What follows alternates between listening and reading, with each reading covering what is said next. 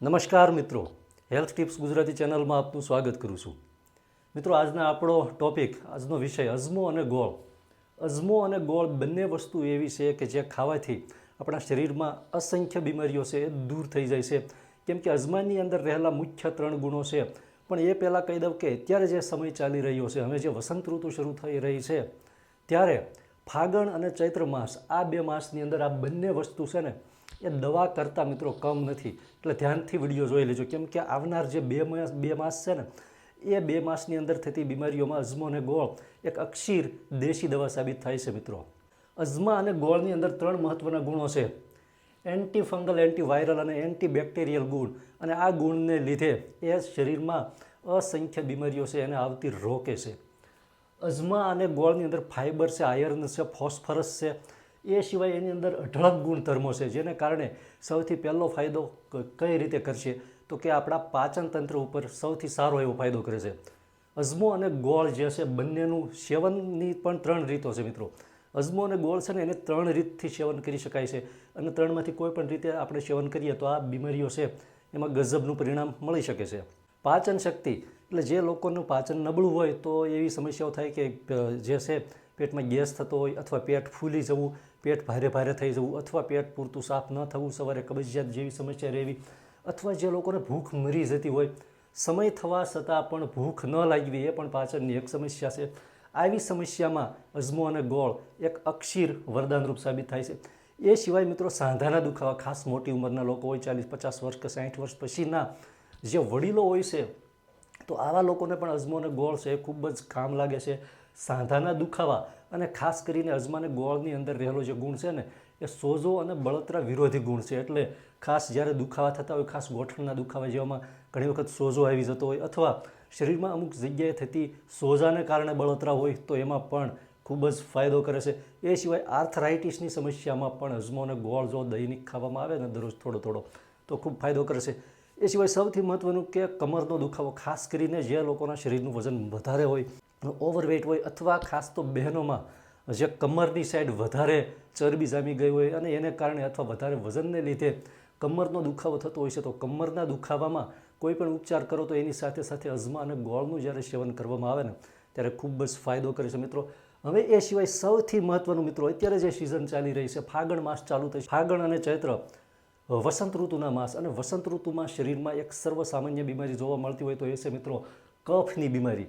કફને કારણે વારંવાર ઉધરસ થઈ જાય, ખાંસી થઈ જાય, શરદી થઈ જાય, ગળામાંથી કફ નીકળે, કફ એકદમ જાડો ઘટ કફ થઈ જાય, કફ છે બહાર કાઢવો હોય તો કાઢી ન શકીએ એટલી ઘણા લોકોને ખાંસી થઈ જતી હોય છે. તો આ બીમારીમાં આ અક્ષીર અને રામબાણ દેશી દવા છે. મિત્રો, યાદ રાખી લેજો, એનો પ્રયોગ પણ બતાવું છું કે કફ, ખાંસી અથવા શરદી, નાકમાંથી પાણી પડવું. કેમ કે મિત્રો, શિયાળામાં સંચિત થયેલો કફ, આપણા શરીરમાં શિયાળામાં કફ સંચિત થાય છે. આયુર્વેદિક દ્રષ્ટિ પ્રમાણે જોવા જઈએ ને, ઋતુચક્ર પ્રમાણે, તો શિયાળામાં આપણા શરીરમાં જે કફ સંચિત થયો હોય એ વસંત ઋતુમાં જ્યારે સૂર્યનો તાપ પડવા લાગે છે ત્યારે એ કફ છે એ કુદરતી એનો નિત્યક્રમ મુજબ કફ પીગળે છે. અને એ કફ પીગળવાને લીધે મિત્રો શરદી, કફ, ખાંસીની સમસ્યા વસંત ઋતુમાં વધારે જોવા મળતી હોય છે. ત્યારે મિત્રો અજમો અને ગોળ અક્ષીર સાબિત થાય છે. એનો પ્રયોગ પહેલાં બતાવી દો કે કફ, ખાંસી અથવા જે લોકોને કફના ગળફા વધારે નીકળવા માંડ્યા હોય, છાતીમાં કફ ગાજવા લાગ્યો હોય, આવી સમસ્યા હોય ને, ત્યારે સવાર અને સાંજ એક નાનો ટુકડો દેશી ગોળનો લેવાનો છે. દેશી ગોળની અહીંયા વાત છે, સફેદ ગોળ બિલકુલ લેવાનો નથી. સફેદ ગોળનું સેવન પણ ન કરવું. દેશી ગોળ બને એટલો દેશી હશે, ઓર્ગેનિક હશે, એટલો વધારે ફાયદો થશે. ગોળનો નાનો ટુકડો લેવાનો છે. કફ, શરદી, ખાંસીમાં કફ જે નીકળતો હોય વધારે, એમાં ગોળનો નાનકડો ટુકડો, દેશી ગોળનો ટુકડો, અને સાથે 1 ચમચી જેટલો અજમો. અજમો જે લોકોને વધારે તીખો લાગતો હોય તો સહેજ ખાલી ગરમ કરી લેવાનો, સહેજ શેકી લેવાનો, અન્યથા એમને કાચો અજમો પણ ચાલશે. મિત્રો, ગોળ અને અજમો, થોડો ગોળ ખાવાનો, 1 ચપટી અજમો ખાવાનો, થોડો ગોળ ખાવાનો, 1 ચપટી અજમો, આ રીતે ચાવી 1 ચમચી જેટલો અજમો અને 1 ગાંગડા 2 કે 3 સોપારી જેટલો દેશી ગોળ છે એ ધીમે ધીમે ચાવીને ખાઈ લેવાનો છે. રાત્રે સૂતી વખતે આ રીતે ખાવાનો છે. અને અજમો અને ગોળ ખાધા પછી એની ઉપર 1 કપ જેટલું, એટલે કે 1 વાટકી જેટલું અથવા અડધા ગ્લાસ જેટલું ગરમ પાણી, ચા જેટલું ગરમ, આપણે જેટલું પી શકીએ એટલું ગરમ કરી અને પાણી પીવાનું છે. અને પછી સૂઈ જવાનું, કોઈ વસ્તુ ખાવા પીવાની નથી. આ જ પ્રયોગ સવારે પણ કરવાનો છે. 3 થી 4 જ દિવસના આ પ્રયોગમાં મિત્રો ઉધરસ અને ખાંસીમાં ધાર્યું પરિણામ મળે છે. મિત્રો, પણ જો પરેજી પાળવામાં આવે તો.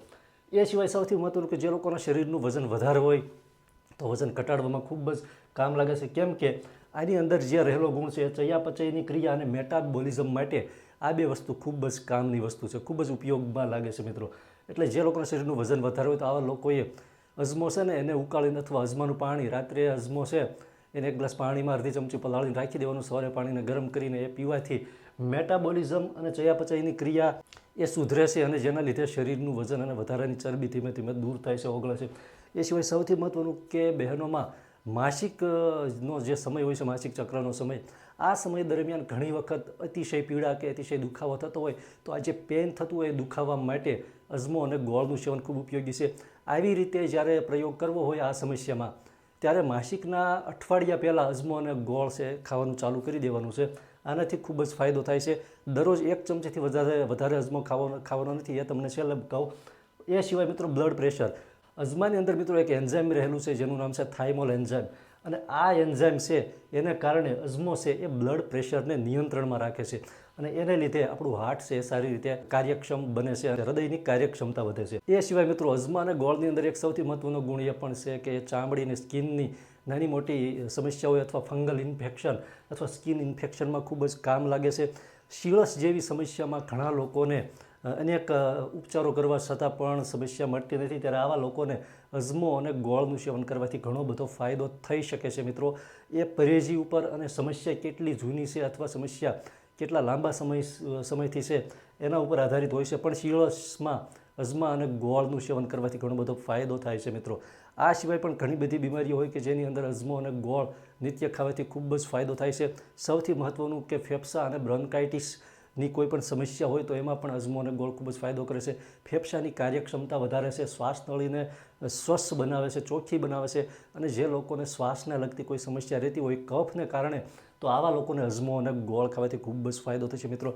અંતમાં એક સાવચેતી એ આપી દઉં કે જે લોકોના શરીરની પિત્ત પ્રકૃતિ હોય અથવા શરીરમાં ક્યાંય પણ બ્લીડિંગની સમસ્યા હોય અથવા શરીરમાં ક્યાંય પણ બળતરાની સમસ્યા હોય અથવા જે લોકોના તજા ગરમીની સમસ્યા હોય કે શરીરમાં ગરમીનું પ્રમાણ વધારે હોય તો આવા લોકોએ અજમાનું સેવન ન કરવું.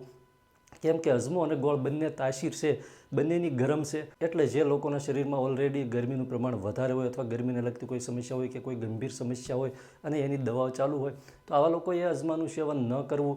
એ સિવાય જે બહેનો છે પ્રેગ્નન્ટ બહેનો હોય તો પ્રેગ્નન્સીનો સમયગાળો હોય આ સમયગાળામાં પણ અજમાનું સેવન ન કરવું.